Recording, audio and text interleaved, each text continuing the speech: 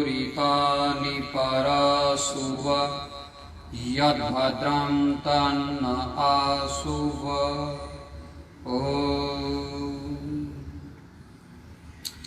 ऋषि दयानंद ने महान पुरुषार्थ किया, हमारा देश स्वतंत्र हुआ।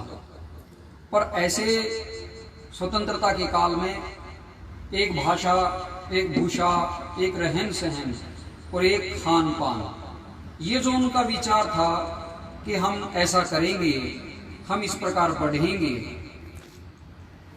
सत्याग्रह प्रकाश के आधार से स्वतंत्रता सेनानियों ने बलिदान तो दिया, पर भाषा भी एक नहीं कर पाए। आज का विषय आर्य भाषा के विस्तार के संबंध में मैं रखना चाहूंगा। अभी चंद दिन पहले की बात है कि आयुष मंत्रालय के जो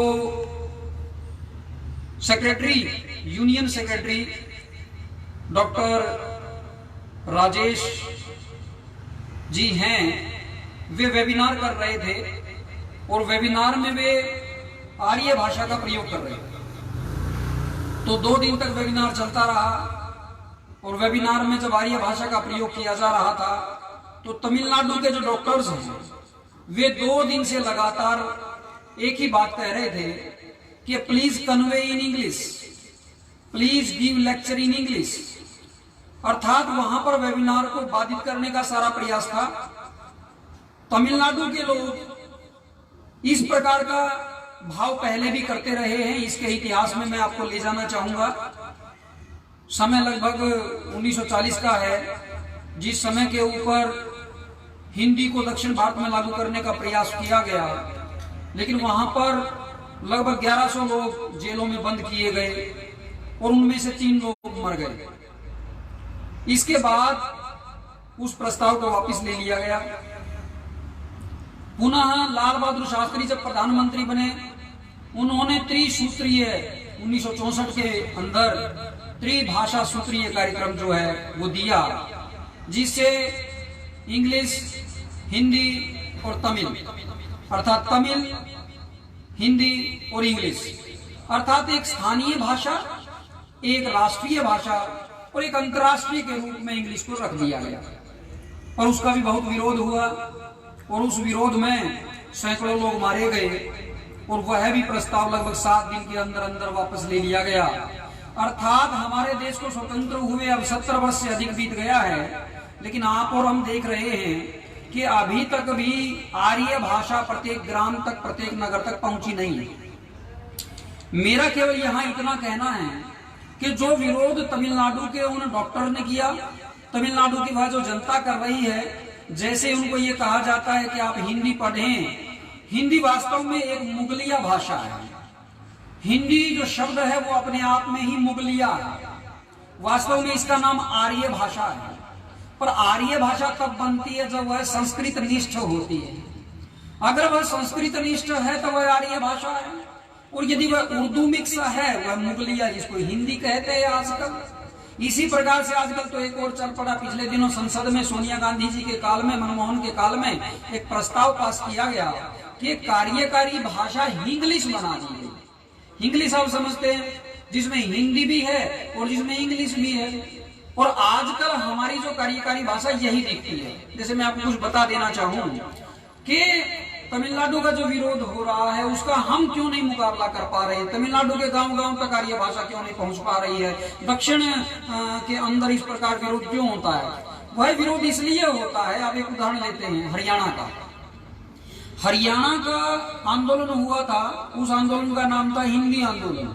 और हिंदी आंदोलन में हरियाणा के अनेकों युवाओं ने अपना बलिदान भी दिया, जेलों में भी गए, माताओं ने अपनी कोख के लाल भेज दिए। तो इस प्रकार का बहनों ने अपने भाई जो है उसके लिए भेजे कि हरियाणा बनेगा, लेकिन हरियाणा हिंदी भाषी बनेगा, इसलिए बलिदान दिया गया था। लेकिन हरियाणा के संदर्भ में जब हम देखते हैं तो ये पाते हैं कि हरियाणा में आर्य भाषा कहाँ है, हरियाणा में हिंदी कहाँ है। चलो हम लेते हैं, आप अपने शहर को जाइए, नगर को जब आप जाते हैं तो नगर में जब आप जाते हैं तो वहां पर बने हुए हैं सेक्टर्स। आज ये बताइए, ये जो सेक्टर शब्द है ये कौन सी भाषा का है? समझ रहे हैं ना मैं क्या कहना चाह रहा हूं? यह सेक्टर अंग्रेजी भाषा का है। मुझे ये बताइए कि जब हरियाणा की जो हमारी व्यवस्था है, जब हम हरियाणा के लोग हैं, जिसके लिए हमने आंदोलन किया, जिसके लिए हमने बलिदान दिए, जिसके लिए हम जेलों में गए, जिसके लिए हम बिल्कुल ही अपना जीवन दांव पर लगा दिया, और ऐसा ही गुलकनी के अंदर तो वहां पर एक संस्थान भी बना हुआ है, गुलकनी के जो हमारे वहां के युवाओं ने बलिदान दिया था। तो इस प्रकार जब हम देखते हैं तो हम ये पाते हैं कि हरियाणा के अंदर ही हमारी ये भाषा लागू नहीं कर पाए।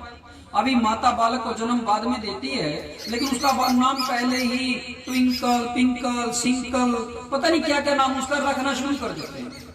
और आर्य भाषा के अंदर गिनती हरियाणा के कितने लोगों को 100 तक भी आती होगी।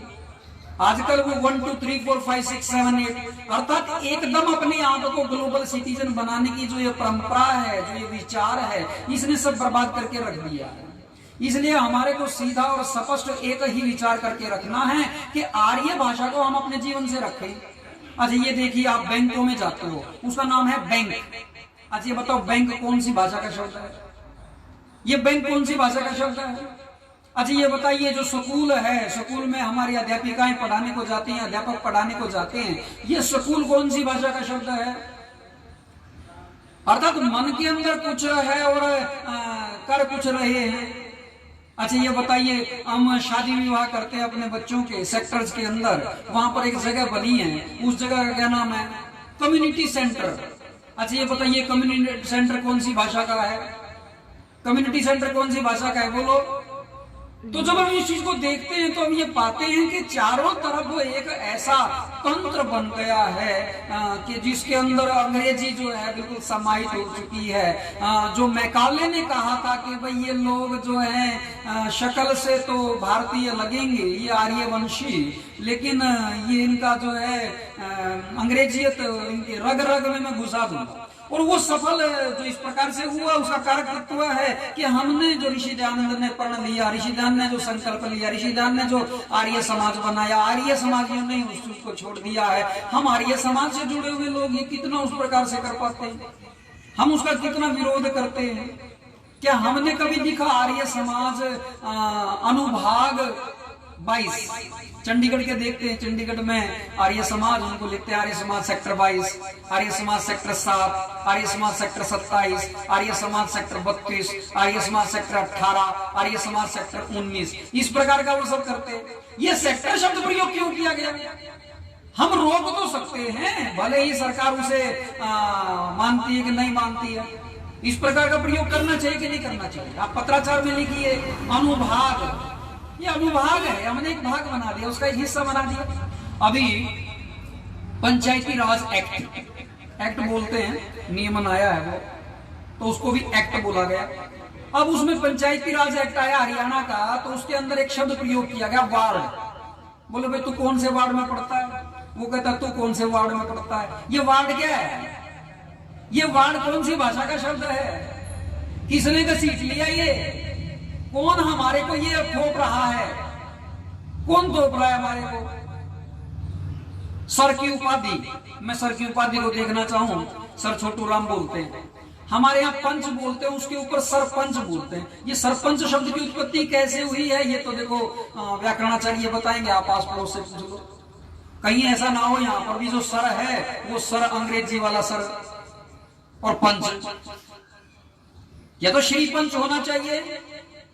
श्री पंच होगा तो मुख्य जो पंच है अर्थात, ऐसा हो सकता है। इस प्रकार हमें जांचना होगा, देखना होगा कि हमारे गांव के अंदर, हमारे नगर के अंदर, हमारे मोहल्ले के अंदर भाषा का क्या तंत्र है। जब हरियाणा प्रदेश की जनता आर्य भाषा को अपना चुकी होगी, तब जाकर के तो तमिलनाडु में आर्य भाषा फैलेगी। वो तमिलनाडु के जो डॉक्टर्स हैं, ये तमिलनाडु की जो जनता है, वो दक्षिण भारत की जो जनता है, वो आर्य भाषा को क्यों स्वीकार करेगी? आर्य भाषा को तभी स्वीकार करेंगे जब आर्य भाषा को जानने वाले लोग उसे आर्य भाषा करेंगे। लेकिन अपने आप को हिंदी, हिंदू, हिंदुस्तान शब्द से कहने वाले लोग, ये तीनों शब्द मुगलिया है। हिंदू शब्द मुगलिया है, हिंदी शब्द मुगलिया है, हिंदुस्तान शब्द मुगलिया है। इस मुगलिया शब्द को लेकर के जब कोई राष्ट्रवादी संगठन कार्य कर रहा है और अपने आप को राष्ट्रवादी कह रहा है, क्या वो जानता नहीं है? कि हिंदू शब्द मुगलिया है, हिंदू शब्द हमारी भाषा का नहीं है, हिंदू शब्द हमारी संस्कृति का नहीं है, हिंदू शब्द स्वदेशी नहीं है, हिंदू शब्द संस्कृत से नहीं है, हिंदू शब्द आर्य भाषा का नहीं है। हम अपने नाम को ना बचा पाए, बढ़ाएंगे कैसे? इसलिए प्रथम तो हमें उसे बचाना है, हमें दृढ़तापूर्वक उसे बढ़ाना है। इसलिए शब्द का प्रयोग करें, संस्कृत निष्ठ आर्य भाषा, अर्थात संस्कृत निष्ठ जो भाषा है उसे आर्य भाषा कहते हैं। वही भाषा हमारे देश की भाषा है। जब इसको अपनाएंगे तो होगा क्या, सुनिए। अभी तक जो हम हिंदी बोल रहे हैं इसमें मुगलिया शब्द है। जैसे हम किसी को बोलते आदमी, अब ये आदम शब्द जो है आदम से आया, आदम से आदमी आ गया, आर्य भाषा में तो आदमी नहीं है। इसी प्रकार से हम अनेक और शब्द भी देख सकते हैं, हमें इसे समझना होगा। तमिलनाडु की तमिल भाषा में लगभग 70 से 80% शब्द संस्कृत के हैं। कन्नड़ में, मलयालम में, तेलुगु में, उड़िया में, मराठी में, गुजराती में, ये जो भाषाएं बनी है सब संस्कृत से निकली हैं। Sanskrit is the mother of the all languages. अब एक मातृभाषा की बात करते हैं, पर हम बात कर रहे हैं मातृभाषाओं की मातृभाषा, अर्थात जो संस्कृत है सभी भाषाओं की माता। जब बजी भाषाओं की माता है तो हम हिंदी के अंदर मुगलिया शब्दों को निकालें, इन मुगलिया शब्दों को निकाल करके हम उसके अंदर संस्कृत निष्ठ शब्दों का प्रयोग करेंगे तो हमें तमिल भी समझने आने लग जाएंगे।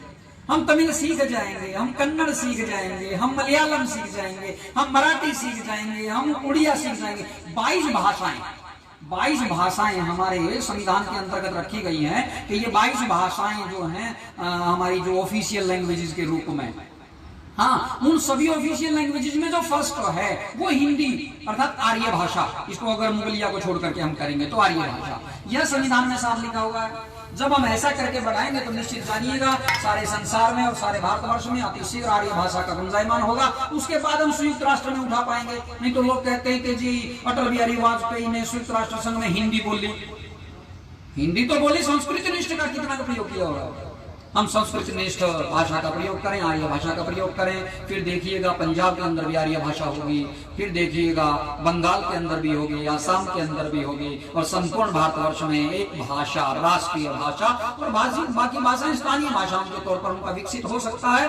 वो हो रहा है, उससे कुछ शब्द भी इस प्रकार संस्कृत से ही हैं, उनमें कुछ एक स्थानीय प्रयोग हो जाते हैं। इसलिए आज 22 अगस्त को आप और हम दृढ़तापूर्वक संपूर्ण भारतवर्ष के प्रत्येक जन को आग्रह करें, प्रत्येक आर्यजन आग्रह करें, सोशल मीडिया पर प्रयास करें, अन्य अपनी वीडियो बनाएं, इसके ऊपर लेख लिखें। लेकिन इसके लिए आवश्यक है आप स्थानीय तौर पर अपने घर के आसपास से, अपने परिवार से, अपने उससे शुरू कीजिए।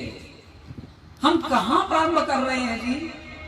हम आर्य भाषा को अपनी भाषा बनाने का प्रयास करें। इसके लिए हम सहयोग सरकारों का करेंगे, सरकार हमारा सहयोग करेंगी और कहेंगे ये जीटी रोड है। अब ये जीटी रोड क्यों बोल रहा है? कहती ये रोड कहाँ जाता है? रोड क्यों बोल रहे हो? मार्ग बोलो, पथ बोलो। शब्दों का प्रयोग करना सीखें, शब्दों का प्रयोग करना सिखाएं। और आजकल तो इन शब्दों को अगर हम बारीकी से देखेंगे, और आर्य बड़ी बारीकी से देखता है, बुद्धिशील, विचारशील, विवेकशील होता है। और जब आर्य भाषा फैलेगी तभी होगा जय आर्य, जय आर्यवर्त, जय आर्य, जय आर्यवर्त। आप भी बोलिए मेरे साथ, क्योंकि आप भी आर्य भाषा फैलाना चाहते हो। जय आर्य, जय आर्यवर्त, जय आर्य, जय आर्यवर्त। यही संकल्प आर्य महासंघ का है। आर्य महासंघ संपूर्ण आर्य समाज को करते हुए इस राष्ट्र के अंदर आर्य विधाओं को फैलाना दृढ़तापूर्वक बढ़ाएगा। नमस्ते जी।